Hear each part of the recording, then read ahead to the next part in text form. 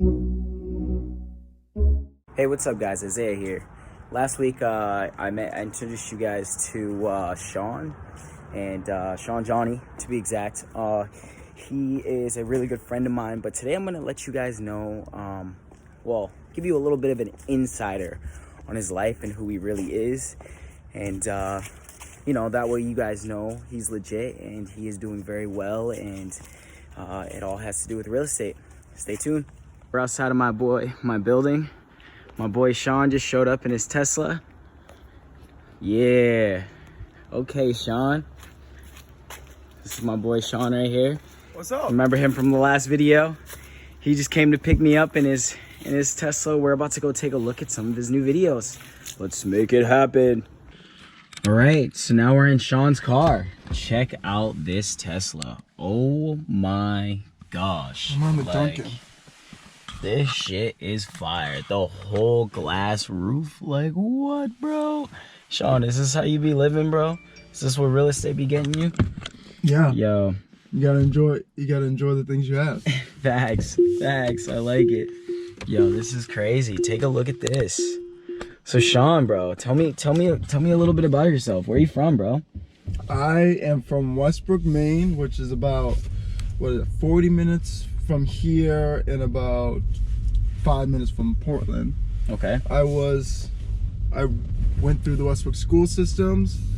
I played basketball. I'm 6'8", so that's you're just gonna, once you see me, you're like, oh shit, he's tall. My favorite food has to be an Italian sandwich from Amato's. Oh, that's so fire. That's one of my favorites. The pickles are the best. Fire. Pickles are the best. I used to, I don't know, I haven't done it, but I used to go to Amato's and just buy the pickles, like, because you can buy it from the jar.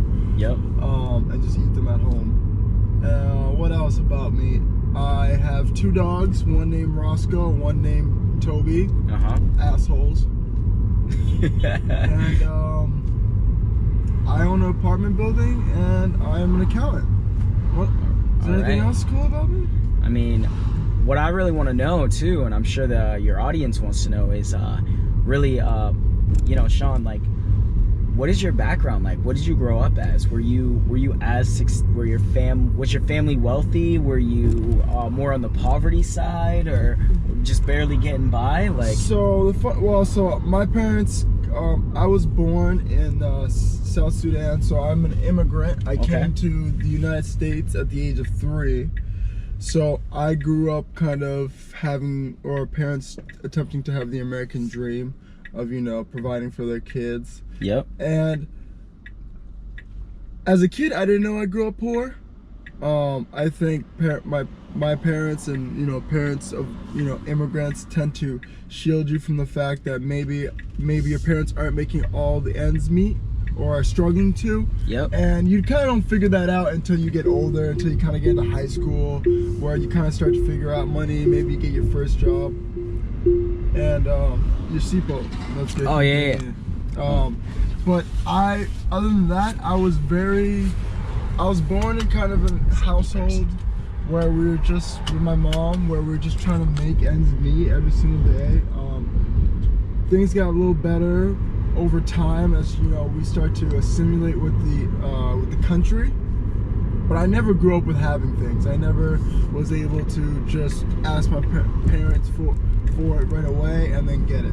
It was always kind of, we'll get it when we can, we'll get it when we can. Yep. So I've never grew up in the ability, or what I have now, where if I want something, I could just go out and go get it. Definitely. Or given to me. Definitely. And how do you feel like that affected your life into transitioning into where you're at right now? Well, I think ultimately it just made me want to give my parents and my future kids a better life than I had. Yep. I want to be able to kind of thank my mom and be like, hey, I know you did the best you could with what you had. Yep.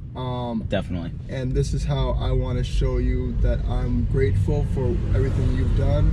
And then being able to pass on the knowledge and the experience to my kids, because I think I learned a lot as a kid, but I don't ever want my kids to go through that. Okay. Yeah. Definitely. They were great, important lessons, but I'd prefer just not my kids have to learn those lessons as harshly as I did. I felt as though there's ways to teach and show a kid how life is without, the tough experiences that I've faced. Definitely. So like, really, you came from more of a poverty side and kind of blew up into something like, buying rental property and getting to where you're at, where you're driving a Tesla now. So tell me a little bit about like the decisions you made after you graduated high school, because at that point you would agree with, every kid is technically on their own after that point, especially from a family that can't really provide much assistance when it comes to college, things like that. I'm gonna assume your parents weren't able to help you out with paying for college and everything like that. Nope, you're 100% right. As soon as I turned 18 and graduated, I was never kicked out, but I moved out. I went to college at Plymouth State University, and I had to take out large amounts of loans. Yeah. And which I wouldn't advise anyone to do. I think now looking back here, there was a more strategic way to get my degree, but again, I was looking for an escape, so I went out of state, and I didn't care about the cost. I just wanted to kind of grow up a little bit. And so I took out a bunch of student loan debt, and luckily I came to my senses, and I returned back to the state of Maine, got myself an apartment, and I finished school. I finished school here in Maine, which cost me much less, where I was actually able to work and pay for it. Yep. And so that way I wasn't, if I stayed at Plymouth State University, I'd probably be in 3-4 times more student loan debt than I am currently, and I only spent 2 years at Plymouth. But those years at Plymouth, I learned how to kind of be on my own, and I thought those were very important experiences. The price at which I learned that experience, I'm not really a fan of, but it is what it is.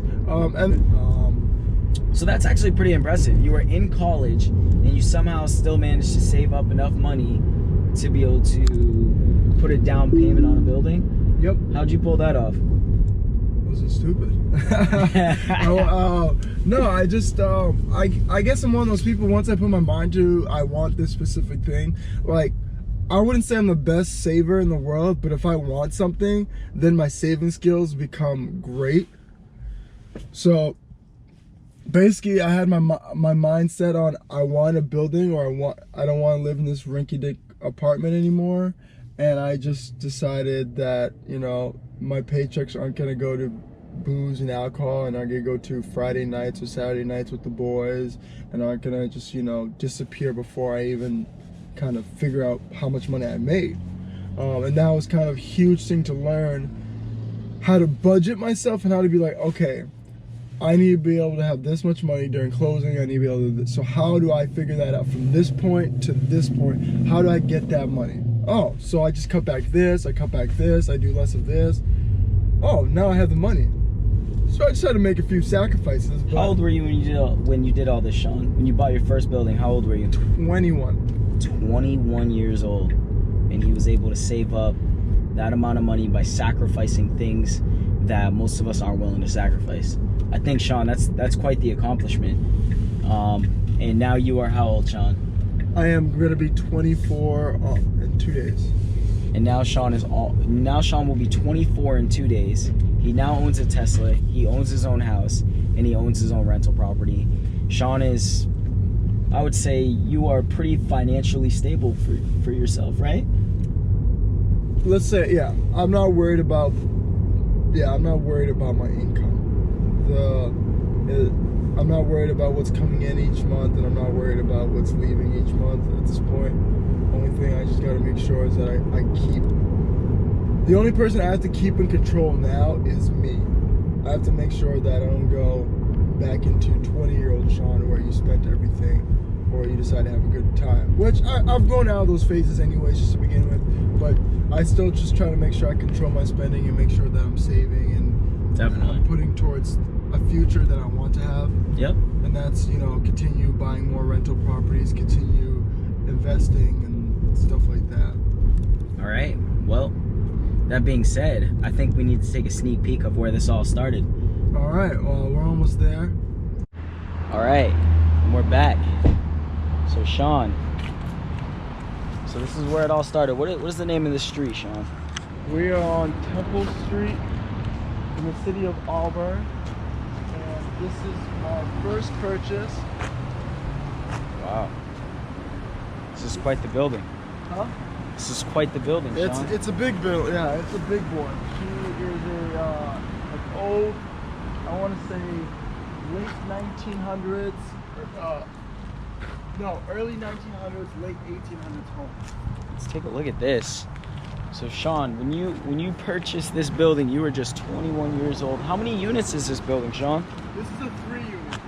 It's a 3-unit? Yeah, this is a 3-unit building, and with hopefully with room to make a 4th unit. If you see here, I have a gigantic garage that's attached to the building, and on top of that garage is a huge kind of storage area that I obviously don't really need.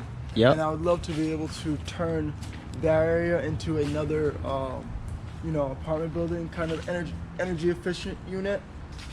So Definitely. I'm just waiting for the property value of this to go up significantly so I could take out some equity and kind of upgrade that to make this almost into a 4-unit. It's just Wow. the issue is going to be figuring out kind of the parking situation. So Sean, what are some of the things that you did to this building so far that transformed it into really what it is right now? I know at one point I was in here doing floors with you. Yeah. So I'm actually gonna be showing that video of I upgraded the 2nd unit. Yep. So I did new floors, repainted, and got rid of upgraded some bathrooms, got rid of some vanities. I've replaced all the appliances and all the units. Obviously more painting, covering. What I've basically done is whatever is old that just isn't working anymore, I've gotten rid of it. Anything that still works, I haven't gotten rid of, because if it ain't broke, don't fix it. Yeah, I like the way that works. You gotta, with real estate, you gotta be you can't fix everything. Unfortunately, we can't fix everything.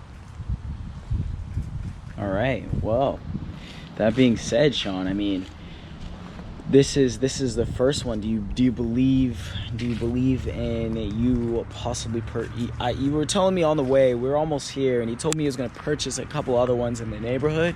How do you feel about this neighborhood? Do you feel this is an upcoming neighborhood, a growing neighborhood? Like, why did you purchase this building over the other ones that you looked at? What about this one stood out? Well, what I love about this one is it's on a dead-end street. So street traffic is limited to just the people who live here. It's Yep. right next to a park, and it's also right next to kind of the downtown area. Would we be able to see the park if we walked over there? Yeah. All right, let's take a walk over there. I think the location for where this is, I think you picked a good one, Yeah. Especially in this is Auburn, correct? Yep. It's there's a bunch of spots where I wasn't too comfortable with. Just at night, this area I feel very comfortable with it. Plus, there's tons of other apartment buildings that are right next to it, and I like that because ultimately, if those go up for sale, I would love to be able to snag them. Yep. And be able to kind of buy up the area.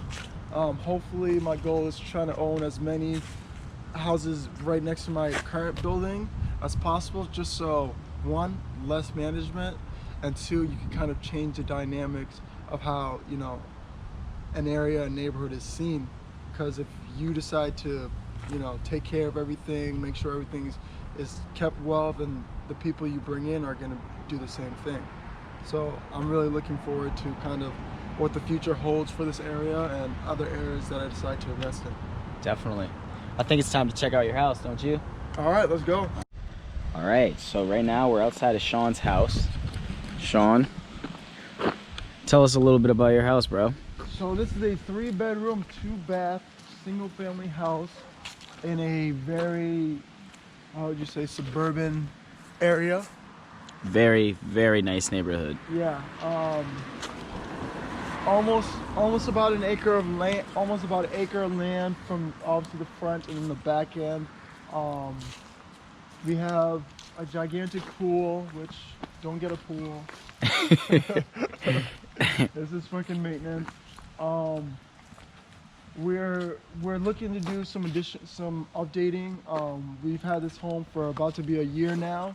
We're gonna. Wow, look at that! Look at that walkway right there. Yeah. Man, that is incredibly nice. Yeah, I upkeep the walkway. We're gonna replace all the windows in this house, so that's gonna be about an $8,000 replacement. But luckily, all that's just gonna go back into the property value, so it's gonna be $8,000 well spent. We're also gonna do fixing up to some doorways and other kind of just other minor stuff just to kind of keep the appearance of the home up. I'm looking to paint some shutters. I don't know why they thought it was a good idea to paint the house yellow and then the shutters yellow, but you know, I can't do everything. And then you have your garage doors right over here. Yep. I have the Tesla stored away. She's inside charging. Yay. Like my phone.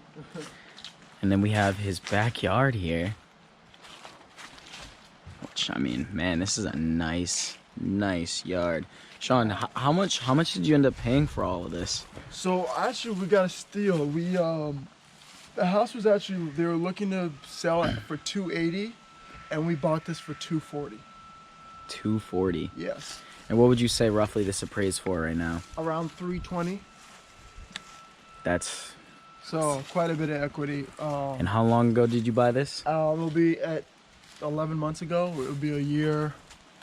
We moved in November, so that much equity in that short period of time. Yeah. Well, we bought it. We got a great deal on it. So the equity, if we had bought it at $280, and then obviously we wouldn't have gotten the value out of it. But luckily this house was sitting.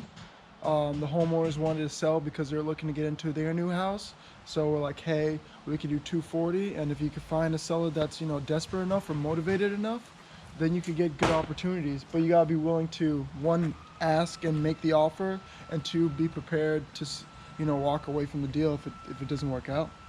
Definitely. You know, we probably looked at almost 40, 50 different homes, you know, all really, we looked at some really nice homes that were perfect, but the price was way too high, so we couldn't, you know, you couldn't see the value there. Definitely, yeah. And we saw the homes where like it was really bad, and there was value there, but we would have had to sunk a lot of money into it. So finding that kind of happy medium where you could get a good deal on it, and you can also fix it up. That's kind of where we were looking at and wanted to buy. Yeah, definitely. All right, Sean. Well, I think it's time to sit down and Let's head inside. Head inside, pretty much.